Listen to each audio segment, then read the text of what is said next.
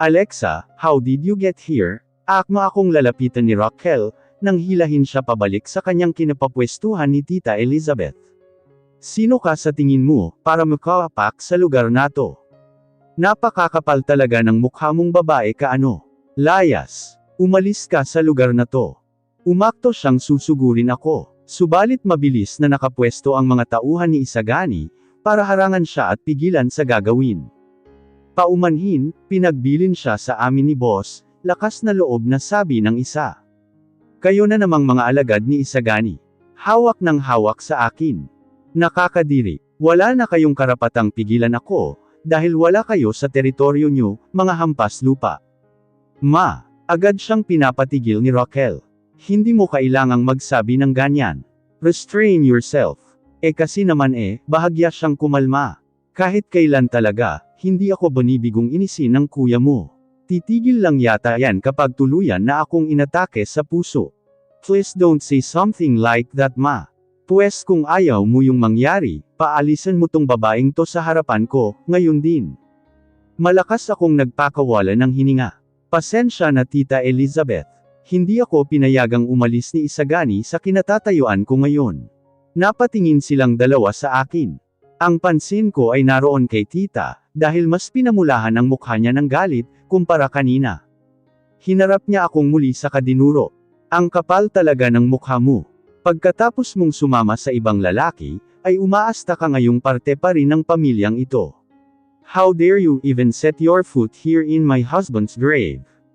Naglukot ang noo ko, hindi maintindihan kung ano ba talagang pinagmumulan ng galit niya sa akin, at umaabot iyon sa punto na pagbisita ko kay Tito Ross.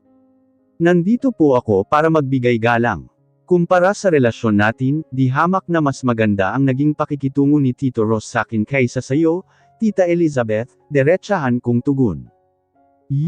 Muli niya akong akmang susugurin, nang hatakin siya pabalik ni Raquel, at harangan ng mga tauhan ni Isagani. How dare you? Kasalanan mo tong lahat kung bakit nagkaganito. Mas nalukot ang mukha ko. Alam kong nagluluksa pa rin kayo sa pagkamatay ng asawa nyo. Pero hindi naman ata tamang isisi ang pagkamatay niya sakin. Oo, umalis ako 3 years ago, sumama sa ibang lalaki. Kaya anong kinalaman ko sa pagkawala niya, wala nga ako rito. You pretentious actress, two-faced, puno ng panggagalaitin niya pang sigaw. You even have the guts to act, as if you're innocent. Simula nang iwan mo si Isagani, wala nang ibang ginawa ang lalaking yun, para habulin ka, hanapin kung sang lupalop ka na napadpad. Because of you, he started to ditch his responsibility, as the heir of my husband, losing to all the competitive businesses. He became so neglectful, that even husband's health started to get worse because of him. Ma, please, tama na. Manahimik ka na. Pilit siyang pinapatigil ni Raquel. Habang unti-unting bumabalangkas ang gulat sa aking mukha. No, this woman needs to know that it's her fault. Kung bakit napuno ng pag-aalala si Ross, sa kung anong magawa ng magaling niyang anak araw at gabi. Kung bakit siya nababad sa trabaho, imbes na magpahinga sa hospital, at atupadyan lang ang sakit niya. Kung bakit hindi siya makatulog sa gabi, dahil baka paggising niya mawala na lahat ng pinaghirapan niya, dahil lang sa pagpapabiye ng magaling niyang anak. Nagsipagbagsakan ang mga luha ni Tita Elizabeth. Nanginginig sa halo-halong emosyong ipinapakita niya, habang may namumulang mga matang nakatitig sa akin. Nanuyo ang aking lalamunan, dahil sa mga narinig. Malakas na dumagundong ang aking puso, at nawala ang angas na pinapakita ko kanina. You didn't know anything. Hindi mo alam nang dahil sa'yo nawala sa akin ang pinakamamahal ko. You didn't even know that I almost lost Isagani too. Just because of you. Malakas siyang humagulgol. Unti-unti siyang pinanghinaan ng mga tuhod. Yet you never understand the pain I am going through. Napuno ng pag-aalala siyang niyakap ni Raquel at inalalayan. Hindi ko pa rin maintindihan. Nanginginig ang mga kamay ko. Maingat ko yung nilapit sa aking dibdib, kung saan walang tigil na nagwawala ang aking puso. I see Tita Elizabeth like this, and after listening to all her complaints, I still don't understand. Bakit ako? Bakit ako ang may kasalanan? Umalis ako dahil labis akong nasaktan sa ginawa ni Isagani. Pero hindi ko gustong mangyaring mawala si Tito Ross, dahil sa kapabayaan ng asawa ko. I left because I wanted to heal my heart. To chase love from someone else. I was hurt, but I never wanted to hurt anyone else as well. No, why? Bakit pa ako kailangang hanapin ni Isagani? Bakit kailangan niyang magpabiye sa mga responsibilidad niya? Bakit kailangan niya pang ipasa sa akin ang lahat ng mga kasalanan niya? Isn't that too unfair? I already suffered so much. When will it be enough? What is going on here? Binasag ng nakakatakot na boses ni Isagani ang nakakabinging katahimikan, na panandaliang umiral sa pagitan namin nila Tita Elizabeth at Raquel. Kuya, nangangambang humarap si Raquel sa kanya. Mother is just mourning right now. And it's not helping to see you both here. Then get her out of here. Malamig na tugon pa ni Isagani. Her voice is disturbing other people, who are also mourning outside. Kuya naman, bastos. Wala ka talagang galang sakin. Ganyan ka ba talaga pinalaki ni Elisa? Muling nabuhay ang galit ni tita. Why can't you get used to it? Kayo ang umalis dito Isagani. Matagal mo nang tinalikuran ang responsibilidad mo bilang anak ni Roswell hindi ba? Wala ka nang puwang sa kanya. How could you not even feel a sense of guilt, for bringing this woman here with you Guilt, conscience, and the blaming that you're talking about are full of nonsense. If my father doesn't want me here or that woman, how come our names are the only ones on his will? Mukhang natigilan pareho silang dalawa ni Raquel. Nanatili naman akong tahimik. You can shout to the world whatever you believe in, based on your own testimonies. I'll continue to believe based on facts, and one of those facts is that my father never resented me, unlike how you're trying to manipulate me into thinking that way. So stop underestimating me. How come no one else is bringing about the fact that Isagani was cheating on me throughout our married life? Napatingin ako sa kalangitan. Nagbabadyang umulan ilang segundo na lang. Tahimik kong sinasabayan sa paglalakad si Isagani, patungo sa parking lot ng cemetery, kung nasaan nakaparada ang sasakyan kasama si Kuya Pierre. Hold my hand, utos niya habang nilalahad ang kamay niya sa akin. Hindi ko siya binalingan, nawawalan din ng gana siyang tingnan. Ngunit sinunod ko pa rin ang gusto niyang mangyari. Maluwag nga lang ang pagkakakapit ko sa kamay niya, hindi tulad ng kanina. Napanatili lang iyon nang mahigpit niya iyong hawakan pabalik. What did mother tell you earlier before I came back? He coldly asked. Wala naman, mapait akong tumawa, ang paningin ay nasa kawalan. Sinisisi lang naman niya ako sa pagkamatay ni Tito Ross. May sama ng loob siyang sumanghal. Don't let her words get through to you. She's talking nonsense. Kung ganun hindi ba yun totoo?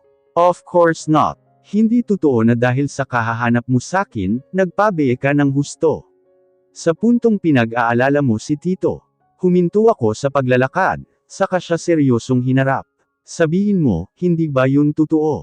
Nilabanan ko ang malalamig niyang mga mata, habang nakatingala sa tangkad niya, at siya na may bahagyang nakayuko ang ulo sa akin. Nang hindi siya tumugon, ay mas lalo akong natawa. Yung pati mga negosyo nyo, na unti-unti raw nalulugi noon, dahil pinabayaan mo rin. Hindi rin ba totoo na yung ama mo lang nag-asikaso sa pagsalba ng mga yon? Bamuka ang bibig niya, subalit walang salita ang lumabas. Naikuyong ko ang dalawa kong kamao. No wonder tita is blaming me here. It's not your fault, because it's yours. Putol kong buwelta sa kanya, saka binawi ang kamay ko. Umaangat baba ng dibdib ko, sa namumuong bagzo ng damdamin. Tinaliman ko siya ng paningin. Bakit ako ang kailangan nilang sisihin ha? How come it's not you? Kasi totoo naman eh. It's all on you. Alexa, may pangbabante niyang tawag sa pangalan ko. Whatever happened between me and my father, wala ka na ron. It's not your lane to think about his death. Pero kailangan bang sa akin pa rin ang sisi? Emosyonal kong tanong sa kanya. Sirang-sira na ang pangalan ko sa loob ng mansyon mo. Pero pagdating ba sa labas, dapat ako pa rin tong masama. Ganon ba kalaki yung naging epekto ko nung iwanan kita? Wag mo namang sabihin na nag-end of the world na nung umalis ako, para magkanda leche-leche tong pamilya nyo. Huwag niyo akong patawanin. Nagtiimbagang siya, tumalim ang paraan ng pagkakatitig sa akin. Subalit hindi niya magawang tumugon, dahilan upang malaya kong masabi ang mga saloobin ko. Oo na, inaamin ko naman talagang tumakas ako sa poder mo. Para magsama kami ni Brantley. Pero binalik ko naman ang pera sa iyo, na siyang punot dulo ng kasal natin, hindi ba? Binayaran ko naman ang utang na yun ni Mama, hindi ba? Isagani, ang dapat mo nalang gawin ay mag-file ng annulment paper. Pero ano pa bang kalokohan ang gusto mong mangyari, at lahat kami dinadamay mo rito? Nahilot ko ang aking noo, at hindi maiwasang mapatawa. Napakadaling solusyon. Pero bakit kailangan mo pa akong hanapin? Bakit mo pa ba ako kailangang sundan? Bakit kailangan mo pa akong kunin sa black market at pahirapan ulit sa piling mo? Kinagat ko ng todo ang ibaba kong labi, saka desperada siyang tinanong. Ano ba ako sa iyo, Isagani? Hindi ba hindi mo ako tinuring na asawa? Bakit kailangan mo pa akong ibalik sa mansyon mo? Para ituring na alipin o puppet o manika mo? Ano ba talaga? Pakiklaro naman oh. Kasi hanggang ngayon hindi ako sigurado sa mga sagot ko. Hindi ko inaninag ang unti-unting pagbuhos ng ulan. Kaagad na amingay ang paligid, at pareho kaming nabasa na dalawa. Sa huli ay nag-iwas siya ng paningin sa akin, binalik ang karaniwang malamig niyang mukha, saka muling kinuha ang kamay ko para hawakan ng mahigpit. Let's go home. Puny Ms naman, Isagani. Muli kong binawi ang kamay ko, at malakas siyang sinampal. Stop treating me as your puppet just for once. Kailangan kong marinig ang mga kasagutan mo.